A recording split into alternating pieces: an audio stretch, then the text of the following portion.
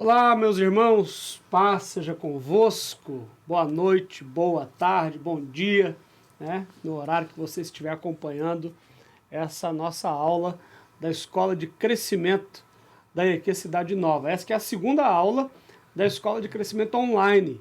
E nós estamos começando esse nosso estudo bíblico a partir das cartas de Paulo. Paulo é o maior autor, né? Talvez... eu não gosto muito de cravar essas coisas, mas no meu pensamento, o mais importante escritor do Novo Testamento. E não estamos seguindo a ordem que está na Bíblia, né, das cartas de Paulo, mas começamos aqui pela carta que ele envia ao seu filho na fé, jovem pastor, líder da igreja em Éfeso, Timóteo. Timóteo, ele teve o privilégio de crescer no ministério aos pés de Paulo, aprendendo de Paulo sobre o ministério, sobre a teologia cristã. E aqui na primeira carta de Paulo a Timóteo, ele faz, assim como na segunda, várias recomendações a Timóteo. E ao fazer essas recomendações, Paulo vai também dando sinais claros da sua teologia, né, da sua linha teológica. E é interessante também dizer que quase sempre nas cartas de Paulo você vai observar uma lógica. Paulo era o líder da igreja, ele recebia informações sobre o que acontecia numa igreja, numa cidade, e a partir dessas informações ele formulava então respostas, instruções, exortações, que eram, na verdade, reação ou reações ao que chegava para ele como informação daquela cidade. A igreja estava se formando, era uma igreja nova, era uma igreja ainda pequena, no meio de um mundo pagão. Então, muita coisa ainda estava se moldando naquela igreja que hoje nós chamamos de primitiva.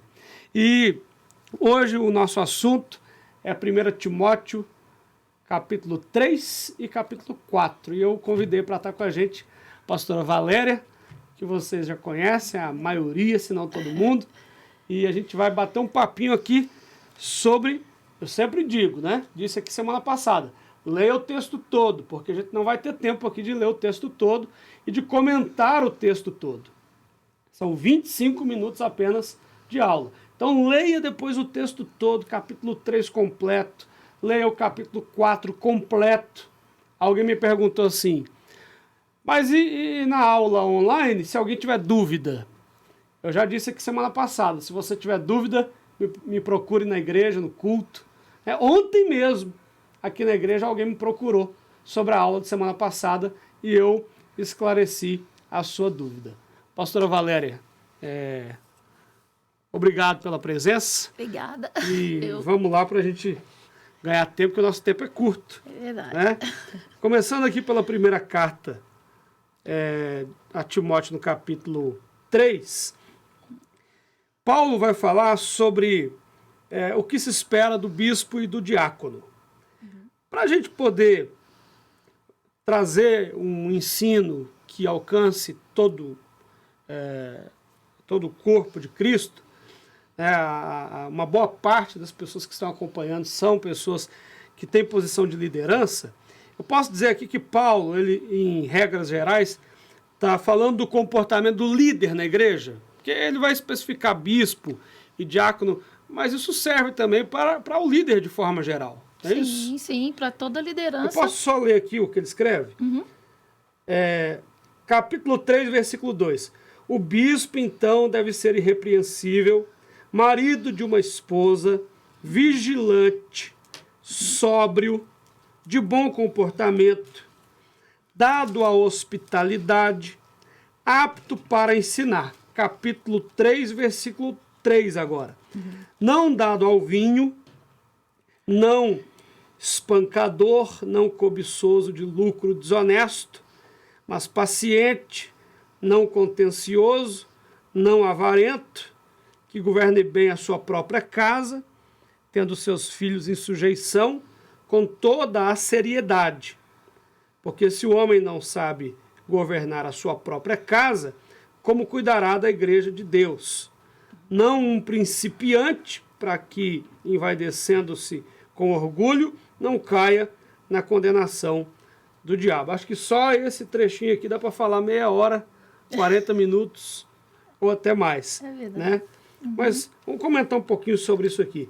Voltando, na sua opinião, isso aqui são valores que a gente pode aplicar a pessoas em geral que ocupam posição de liderança na igreja? Sim, não somente os líderes, mas para toda a membresia, porque ela é uma direção que se chega a nós e cabe a nós em qualquer lugar, não somente dentro da igreja, mas na sociedade, no lar, não é mesmo?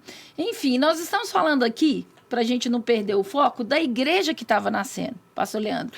Então é importante você já falou, mas é importante a gente também frisar que o apóstolo Paulo, como a gente conhece, é o apóstolo dos gentios, que estava levantando, de certa forma, uma igreja nova, uma igreja que estava nascendo. Então ele estava apresentando as diretrizes de uma nova igreja e de um novo povo. Só que ele tinha que tirar certas raízes do judaísmo, que era rígido, mas ele também não podia soltar muitas rédeas, porque aquela igreja ali em Éfeso, ela estava na Ásia Menor sob fortes influências dos gregos. Então, aquela igreja, ela recebia essas influências, não somente na parte espiritual, porque ali havia um grande templo de adoração a outros deuses, que não convém a gente falar aqui agora, talvez lá na frente, mas também moral. Sim. Sobre o modo de agir.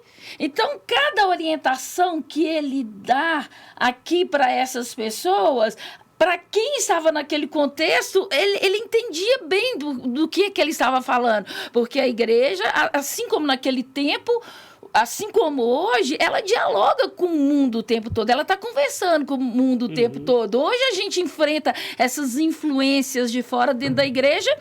E que se a gente não for exortado pelos nossos líderes, se nós não formos pastoreados, se nós não formos instruídos, a gente acaba recebendo influências externas e trazendo para dentro da igreja e chegará num ponto onde não se saberá mais diferenciar uma pessoa da outra. Então, por isso que ele mostra, é uma nova ótica, é uma nova religião, é uma nova leitura que passa pelo comportamento, não somente espiritual, no quesito da salvação, porque a gente que é crente, a gente tem muita mania de dizer que o Senhor vem para salvar a alma, mas ele também vem para direcionar a sua vida social, no seu caminhar, na sua conduta. Então, era essa informação que eles falavam, olha, vocês estão vindo para a igreja agora e vocês têm que entender que essa nova leitura do AT, que era uma nova leitura do Antigo Testamento, ela vem sobre uma conduta moral que vocês não podem mais.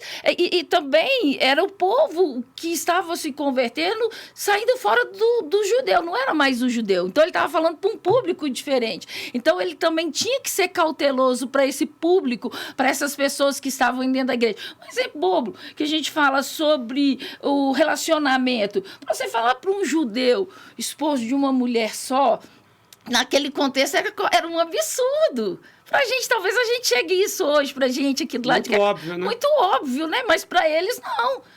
Então, ele estava desconstruindo uma cultura grega, desde serviço, desde quando ele fala sobre piedade, né? O judeu trabalhava 3 horas por dia aqui, pelo que a gente vê, e a gente sabe disso muito bem, a gente trabalha o tempo todo. Então, ele falava sobre espiritualidade, né? Valorize a espiritualidade para um povo enraizado de valorização do seu corpo.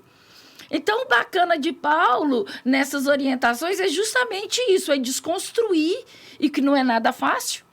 Né? Imagine pregar para os judeus que acreditavam em um só Deus já era difícil. Sabe? Imagine para esse povo que acreditava em vários deuses. E vinha respingando várias culturas para ele. Então, ele começou de uma base muito sólida. Sim.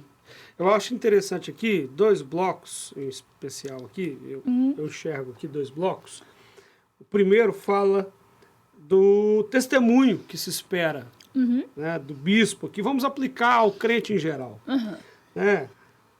Que ele seja marido de uma esposa só, que ele seja vigilante, sóbrio, que ele tenha um bom comportamento, enfim, não dá ao vinho, não espancador, ou seja, se espera um comportamento de quem é crente. Né? Paulo vai dizer em outra carta assim, aquele que mentia não minta, aquele que roubava não roube.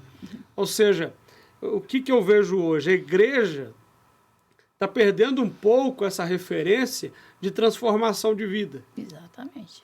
Então, a mesma pessoa que posta lá domingo que ela estava no culto, no dia seguinte ela posta coisas que não tem nada a ver com o comportamento de um cristão.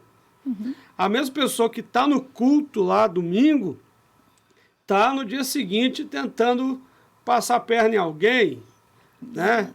Empurrar com a barriga um compromisso. Ou seja, Paulo fala do bom testemunho, né? Se espera de nós um bom testemunho. Se espera de nós uma mudança de vida, uma transformação de caráter.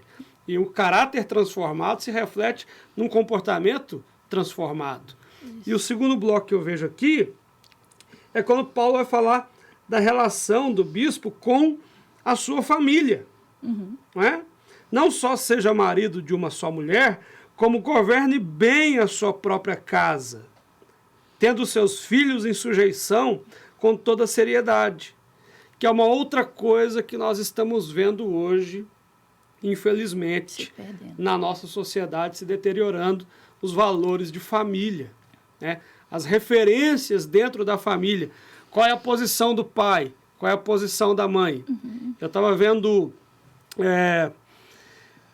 não vou chutar aqui se era, aliás, não vou cravar aqui se era sociólogo, mas deve ser sociólogo, antropólogo, alguma coisa do gênero, comentando que a tecnologia, ela está invertendo papéis dentro da família.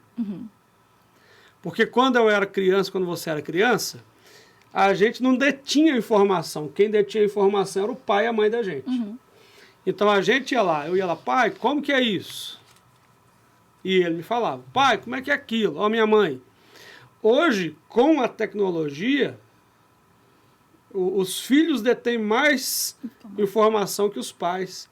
Então agora é os pais que vão nos filhos e perguntam, como é que mexe nesse negócio aqui? Como é que eu baixo o aplicativo tal aqui? E isso está fazendo, não é isso que está fazendo, mas isso está mostrando que os valores estão se invertendo. Né? Paulo deixa claro aqui, ó, o homem tem que governar sua casa, tendo seus filhos em sujeição. Sim. E é uma coisa que a gente tem visto pouco hoje em dia, né? É verdade. É bacana esses conselhos de Paulo, porque a gente vê um equilíbrio neles. Às vezes, lendo um capítulo assim, isolado, a gente pensa que é um extremismo, mas na verdade não é. Ele trabalha um equilíbrio muito grande. E dentro desse contexto da família, a gente tem que entender que os tempos são outros, mas os princípios são os mesmos. Né? É claro que eu não posso cobrar de um filho meu, agora de um neto, que não vai brincar na rua como eu brincava. Então, você tem que brincar na rua, porque os tempos são outros. Eu podia brincar na rua e não tinha esse assalto que tinha hoje, não tinha banalização de conceitos como tem hoje. Aí eu trago mais o meu filho para dentro de casa. É atual, mas eu tenho que trazer a Bíblia para o contexto de hoje, porque a Bíblia me orienta e me convida, principalmente como mulher, a cuidar do meu lar. É isso que ele vai cobrar de mim, o Senhor. E ele até fala isso aqui para as mulheres, como que eu vou cuidar dos meus filhos?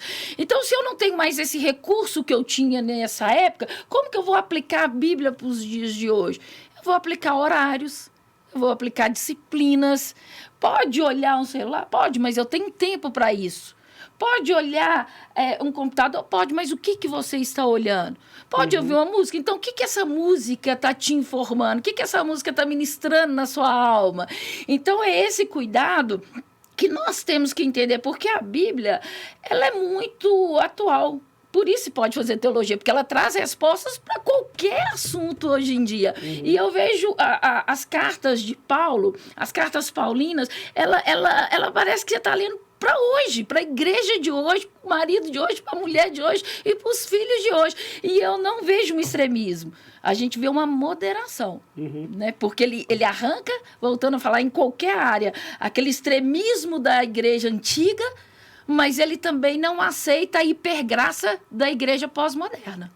Exatamente. E falando nisso, a gente vê aqui no capítulo 4 a preocupação de Paulo, que não está só aqui, está nas cartas o tempo todo, com a doutrina, não é? Com a doutrina. A doutrina é aquele conjunto de ensinamentos bíblicos acerca da nossa fé, daquilo que nós cremos. Então, doutrina não tem a ver com costumes, com usos específicos de uma determinada comunidade, numa cultura. Não. Doutrina, exemplo, né? Roupa não é doutrina, mas salvação é doutrina. E Paulo, então, se preocupa aqui, ele fala aqui no versículo 1 aqui em diante, do capítulo 4, ora, o Espírito expressamente diz que nos últimos tempos alguns deixarão a fé, dando ouvidos a espíritos enganadores e a doutrinas de demônios, falando mentiras em hipocrisia, tendo a sua própria consciência cauterizada com ferro quente, proibindo o casamento e ordenando a abstinência dos alimentos que Deus criou para ser recebido com ação de graças, pelos que creem e conhecem a verdade. Por aí vai. Ele vai continuar aqui. Olha só, como você falou, parece que ele escreveu isso aqui ontem. Né? Porque nós estamos nos últimos tempos, não é isso? Exato. E estamos vendo aí o surgimento de doutrinas de demônios para confundir a mente das pessoas, lembrando que o diabo conhece muito mais a Bíblia do que a maioria de nós. É verdade, ele conhece, mas não estremece, né? E ele vem transvestido de algo belo. Então, a primeira coisa que a gente tem que entender é isso, porque às vezes a gente concilia no nosso pensamento aquilo que é tudo que é do diabo, que é do inimigo, é do mal, vai vir de uma forma suja, de uma forma feia. E não, muitas vezes, e como ele já fez, ele se transveste de quê? De anjo de luz, de espírito de luz, de boas palavras e até de boas maneiras. Entendendo que as heresias, teologicamente falando, elas partem da Bíblia, né? A heresia, ela parte de textos isolados da Bíblia. Ela não está fora da Bíblia. Então, ela pega um versículo isolado e ali nasce uma doutrina que muitas vezes é diabólica e muitas vezes a gente está aplaudindo de pé. Então, por isso que a gente tem que examinar as Escrituras. Paulo, quando fala isso, é muita coisa que a gente poderia falar que não dá tempo aqui. Mas é interessante você ver que ele já estava enxergando o que estava para acontecer. Era, como eu falei, era tudo muito novo e já estavam começando, ele inclusive escreveu essa carta porque já estava nessa igreja já surgindo dúvidas a respeito do cristianismo. E lá na frente ia surgir o gnosticismo, né, que não, você pode ser salvo, só que você não pode ser salvo mediante a fé, salvo mediante a sua inteligência, a sua coerência. Olha, Leandro, o que a gente mais vive hoje, né? Eu costumo dizer que a gente está vivendo o tempo dos pseudos intelectuais. A pessoa fala muito bonito, ela ama citação, ela coloca aquelas citações que vêm como flecha no nosso coração, mas ela não aprofunda naquilo que ela faz, ela não aprofunda naquilo que ela não aprofunda nos seus conhecimentos. E esses pseudos intelectuais, eles têm entrado dentro das nossas igrejas, arrebatados os nossos jovens, principalmente os nossos jovens, quando se apresenta uma palavra que não gera transformação de vida, quando gera dúvida dentro do coração, docetismo, marianismo, tudo isso surgiu naquela época e tudo isso tem surgido hoje em dia. Como que você se resguarda disso? Ele fala, guarda a palavra. Né? Sim, guarda a palavra, nós temos que guardar a palavra. O pastor pregou, eu vou falar de mim. Meu marido é o pastor titular da igreja. Mas eu prego, eu chego em casa, eu confio, eu anoto. Pastor Leandro, eu anoto o que ele falou. E se falou alguma coisinha, eu pergunto, amor, o que você quis dizer com aquilo? Não é pecado. Pecado é rebeldia, é diferente. Agora, você querer saber não é pecado. Você perguntar, como você falou de um membro da sua igreja que te perguntou, isso é gostoso, a gente gosta disso, não é mesmo? A gente gosta. E falando em jovem, né? aqui nós vamos para o último assunto. Como eu falei, é 25 minutos. Passa muito rápido, só está faltando 5 agora. Paulo fala aqui, ó, para Timóteo, que era um pastor jovem. Timóteo era um pastor jovem. Ninguém despreze a tua juventude, mas se tu um exemplo dos fiéis em palavra, conversação, amor, em espírito, em fé e em pureza. Olha só, é normal, e já era assim naquela época. Naquela época era até pior, né? Que as pessoas olhem para alguém muito jovem, com aquele olhar assim desconfiado, será que tem maturidade, né? Não tem experiência, até depreciam em palavras, né? Isso é muito novo, isso é um menino, e esse menino não é carinhoso, é um menino para diminuir a pessoa. E é claro que a gente sabe que o jovem ele tem uma caminhada longa ainda para aprender muita coisa ao longo da vida. Só que eu entendi há muito tempo que sabedoria não tem a ver com idade. A sabedoria é de Deus. Amém. Eu não estou falando de sabedoria baseada em experiência. Eu estou falando de sabedoria de Deus. Tanto é que Tiago fala, se alguém não tem, peça a Deus. Que a todos dá, inclusive ao jovem. Então, eu vejo aqui Paulo dizendo, você é jovem, mas você tem chamado, você foi escolhido, você tem capacidade, né? Basta você se policiar na sua postura, no seu comportamento, porque uma coisa que todos devem lembrar é que muito do respeito que nós temos pelas pessoas depende da maneira como elas se portam. Exatamente. Então, às vezes, a pessoa quer ser respeitada, mas ela não se porta como alguém que merece respeito. E, mais uma vez, a questão do testemunho, né? Ele fala, seja exemplo dos fiéis. Ele fala do amor, ele fala das conversas, né?